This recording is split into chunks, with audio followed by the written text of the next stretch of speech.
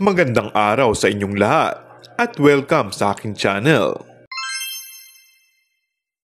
Tila tumutukoy naman ngayon ang kontrobersiya sa pagpapanibago ng prangkisa ng ABS-CBN ngayong taon. Isa sa inaabangan ngayon ay kung ano ang magiging kapalaran ng prangkisa ng ABS-CBN.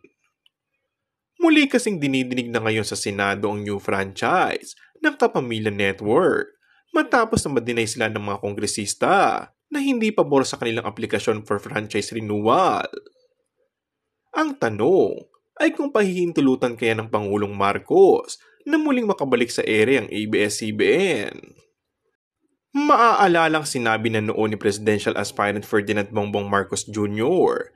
na ipapaubaya niya sa Kongreso ang pagpapasya sa prangkisa ng ABS-CBN.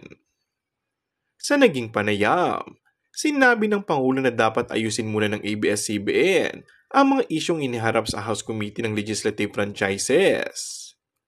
Yung franchise ng ABS, nakita ko ang naging proseso doon sa House of Representatives.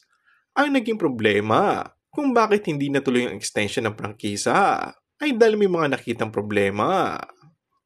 Kapag naayos umano ang lahat, ay walang magiging problema at mabilisan na makakabalik ang ABS-CBN sa ere.